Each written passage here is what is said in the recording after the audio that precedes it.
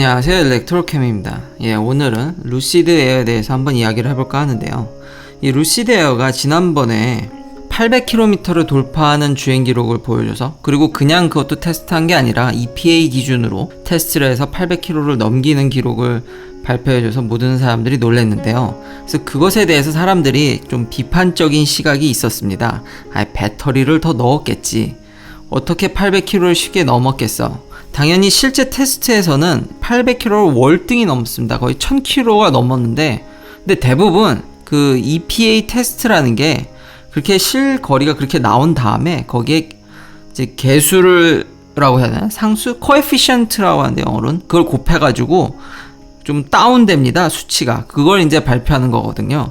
그러니까 실제로는 뭐 루시드 에어가 엄청 멀리 갔다, 틀린 얘기는 아니지만 EPA는 거기에 이제 코에피션트가 곱해져서 나오는 거기 때문에 실제 우리가 느끼는 건 800km 정도라고 느끼는 게 맞는 것 같습니다. 그런 논란이 일자 루시드 에어가 그거를 의식했는지 결국 자기들이 테스트한 그 루시드 에어 버전의 배터리 스펙을 공개했습니다. 배터리는 113kWh로 지금 발표가 됐고요. 그래서 실제 이제 판매될 차에는 한 120이라는 얘기들이 있습니다.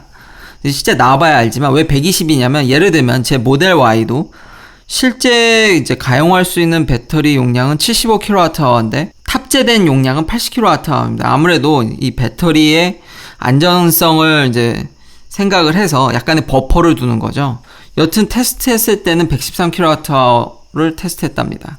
그리고 지금 전기차로서는 그 어떤 차들보다 가장 큰 프렁크를 가졌다고 이제 또 발표를 했습니다. 확실히 여기서 알 수 있는 게 루시드 에어의 기술력을 좀 엿볼 수 있습니다. 현재 저 517마일을 정도를 갔는데 그걸 113kWh로 나누게 되면 kW당 거의 4.5마일을 좀 넘는 수준입니다. 이는 현재 모델 S가 달성한 kW당 4마일을 좀 넘는 것이죠. 한 10% 이상 더 넘는 것이죠. 그래서 제가 이제 이 루시드 에어에 관심을 갖게 되는 것입니다. 물론 이 차가 실제 나온다고 할지라도 뭐 갑자기 테슬라를 월등히 이제 시장을 잠식하거나 그러진 않습니다. 다른 단점들이 분명히 보이거든요. 그건 이제 뒤에 설명해 드릴 텐데, 그래도 지금 테슬라가 현재 뭐 내년에 나올 차긴 하지만 테슬라도 내년에 발전하겠죠. 그렇지만 현재 테슬라가 갖고 있지 않은 점들을 발표함으로써 확실히 이목을 끄는 데는 성공을 했고요. 저 역시도 이 전기차 시장이 경쟁이 일어나야지 테슬라도 좀 더 이렇게 마감이라든지 이런 걸 좋게 만들지, 소비자한테 좋으니까요. 물론 테슬라를 저도 응원하지만 경쟁은 소비자한테 곧 도움이 되는 것이기 때문에 현재 그런 희망이 좀 없는 내연기관 차들보다는 이렇게 뭔가 임팩트 있는 거를 발표해주는 루시드 에어에 더 관심이 가는 것이 사실입니다. 다른 이제 소식, 유튜브나 이런 소식들 보면 이 차가 그래도 테슬라 모델 S 대비 반값으로 시작한다고 말씀하시는 분도 있는데 그거는 아닌 것 같습니다. 왜냐면 기존에 발표했을 때 100kWh는 이미 10만 불이 넘기 때문에요. 모델 S 대비 가격이 비쌉니다. 안타깝게.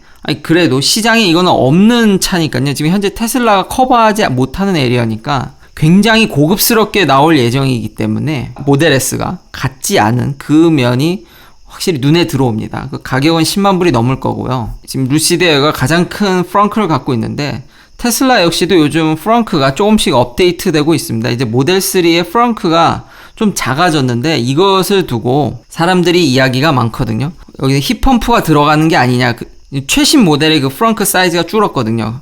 근데 실제 까보면은 아직 힙펌프가 들어가 있진 않습니다. 근데 넣을 수도 있겠죠. 이제 프렁크 사이즈가 줄은 만큼 그 공간에다가 무언가를 넣을 테니까요. 그런 추측은 있으나 아직 설치가 되어 있진 않습니다. 또한 그 테슬라 모델 3의 프렁크 소식과 더불어 예전 영상에 제가 설명해 드렸듯이 캐스팅 머신을 설치를 하고 있는 게 지금 지난 그 배터리 증설 라인도 그렇고 이게 드론을 띄워가지고 사람들이 뭐 하나 맨날 지켜보니까 숨길래야 숨길 수가 없네요. 결국 테슬라는 이거를 한 방에 차를 찍어내려는 노력을 부단히 하는 것 같습니다. 역시 테슬라답게 싼 거, 원가 절감 및 대량 생산에 정말 이 회사는 모든 거를 걸고 있다는 게 여기서 보여지고 있습니다. 다시 이제 루시드 에어로 돌아와서 이 루시드 에어를 제가 응원하는 이유는 또 뭐냐면 LG화학의 배터리를 씁니다.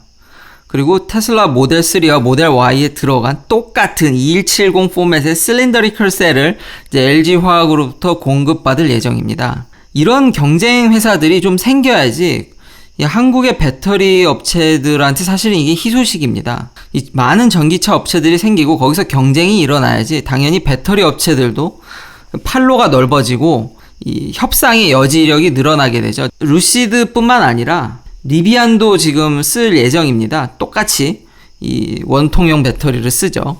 리비안 역시도 제가 기대하는 그래서 회사인데 둘 다 루시드 에어나 리비안은 이제 사이버 트럭의 이제 경쟁 상대가 될 텐데 이 회사의 최근 소식은 테슬라와는 좀 다른 기업 문화를 가져가고 있고요. 테슬라는 정말 미친 듯이 일하게 만드는 구조지만 좀 리비안은 한국에서 워라벨이라고 하나요? 그거를 좀 생각하는 것 같이 보여지긴 합니다. 그리고 역시 루시드와 더불어 매우 고급스러울 거라고 이야기를 하고 있습니다. 이 두 회사 다 역시 테슬라가 갖고 있지 않은 빌드 퀄리티를 계속 강조하고 있습니다. 확실히 이런 테슬라와 차별화된 모습들이 저한테 굉장히 어필이 되고 좀 더 이렇게 관심이 가게 되는 그리고 응원하게 되는 이유 중 하나인 것 같은데요. 그래야 테슬라도 빌드 퀄리티를 올릴 것 같은 생각이 들어서입니다. 그리고 앞으로 이 두 회사가 진짜 LG화학한테는 참 중요한 회사가 될 것 같다라는 생각은 드는데요. 이유가 지난 2분기 실적 발표라고 해야 될까요? 이거를 어펜딕스까지 자세히 보지 않았는데 여기 친절하게 정말 LG화학은 어닝콜의 에너지 솔루션 부분에 자체적으로 어널리시스와 아웃룩을 이렇게 제공을 하셨더라고요.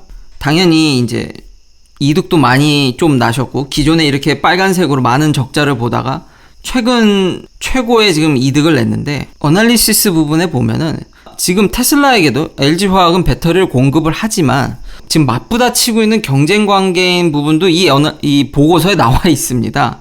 예를 들면 뭐 당연히 글로벌리 전 세계적으로 전기차가 많이 팔린 것도 있지만 에너지 스토리지 사업도 미국에서 LG화학이 꽤 선전하는 것 같이 보여지고요. 그러다 보니까 이건 진짜 테슬라랑 직접적으로 경쟁 상대이기도 하고요. 배터리 생산에 있어서 수율을 높였다는 여기 프로피트, 그러니까 일들을 더 높였다는 거죠. 그 유럽과 지금 마지막 이게 핵심인데 지금 아직 저 루시드나 리비안은 지금 제품이 없죠. 그리고 전 세계적으로 실린더리컬 배터리를 쓰는 회사는 테슬라밖에 없습니다. 현재요. 근데 거기에 지금 LG화학이 납품을 해서 지금 이렇게 이익을 냈다는 거지 않습니까?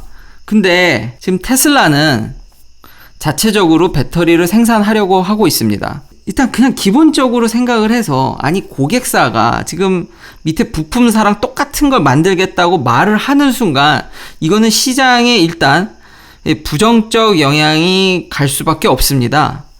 물론 이제 배터리 생산이 단기간에 대량 생산은 저 역시도 어렵다고는 보지만 지금 테슬라의 라인이 증설되는 모습을 보고 어제도 설명을 해드렸지만 이 배터리 기술이라는 게 그렇게 급격히 발전하지 않기 때문에 이 후발주자가 쫓아가기가 저는 쉽다고 생각합니다. 기술적으로. 보통은 이렇게 급속도로 발전하는 산업들은 이 선도하는 그룹들이 빨리빨리 도망갈 수가 있는데 이 배터리 사업 같은 경우는 만약에 이렇게 쫓아간다고 하면은 그렇게 어려워 보이지가 않는 것 같습니다. 또한 여기서 테슬라는 지금 LG화학이나 뭐 파나소닉이 만드는 배터리보다 지금 더 나은 배터리를 만들겠다는 게 아니라 지금 그런 배터리를 내재화만 하더라도 큰 이득이 나거든요. 배터리에 있어서 테슬라의 전략은 패스트 팔로우라고 볼 수도 있겠습니다. 그랬을 시에 실패할 확률은 퍼스트 무버보다 당연히 떨어지죠. 한 8% 정도라고 이런 자료도 있습니다. 테슬라는 따라서 만들기만 하면 되는 거니까요. 거기서 LG화학처럼 모든 거에 특수한 배터리까지 다 커버할 필요 없이 자기 입맛에 맞은 원통형 배터리에 자기 전기차에 쓸 배터리만 생산을 하면 되기 때문에 충분히 저는 이번에 양산이 가능하다고 보고 있습니다. 아니 그러면 왜 지금까지 다른 기업들이나 다른 나라에서 왜 배터리 산업을 뛰어들지 않았냐, 이걸 이제 반론으로, 그리고 기술적 장벽이 높은 게 아니냐라고 이제 말씀하실 수 있는데, 제가 그렇다고 해서 LG화학의 기술을 절대 깎는 게 아니라 기술적 배려가 있지만 그게 막 10년, 막 5년, 10년 이 정도 배려 같이 보이진 않습니다. 지금까지 이게 배터리 업계가 그래도 이렇게 어느 정도의 그 기업들이 유지될 수 있었던 건 다른 이제 대형 유튜버님들께서도 말씀해 주셨지만 이 배터리 사업이 ROI가 낮다고 합니다. 별로 그러니까 장사를 해서 이득이 크게 나기가 어려운 산업군인 거죠. 제가 지난 이제 네이처 논문이나 이런 것도 보여드렸을 때 보면은 여기에 주 지금 가격을 차지하는 비중이 기술력이나 뭐 레이버 이런 것보다는 결국 원자재 값이 대부분이기 때문에요. 장사를 해도 득이 별로 나지 않다 보니까 다른 기업들이 이렇게 뛰어들지 않았지만 중국 같은 경우는 이제 보조금의 힘으로 이 사업에 지금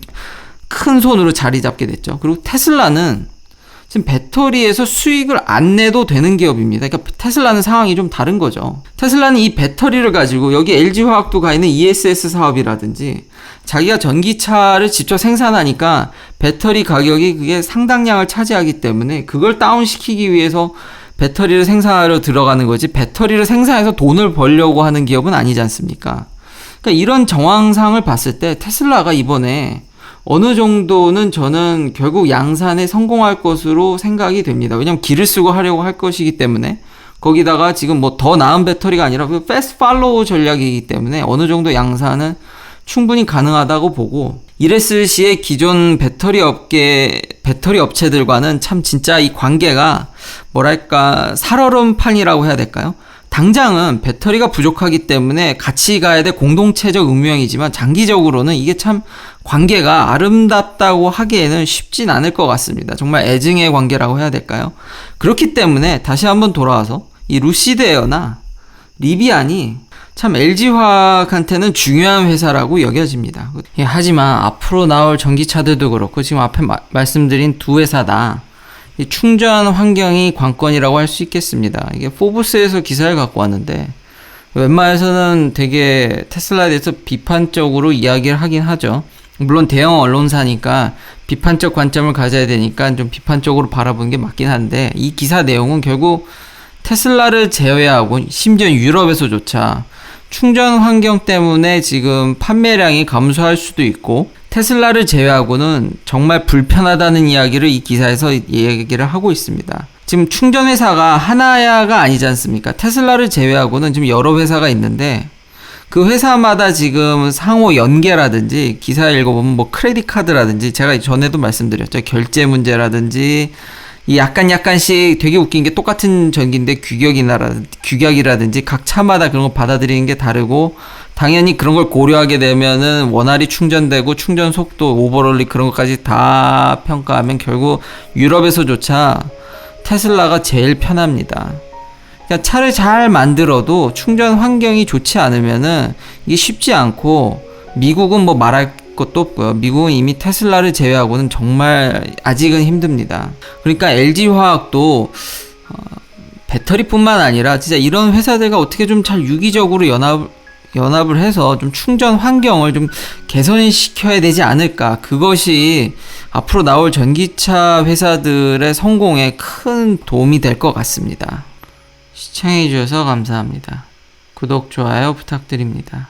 내일도 테슬라 관련 이야기들로 찾아뵙겠습니다.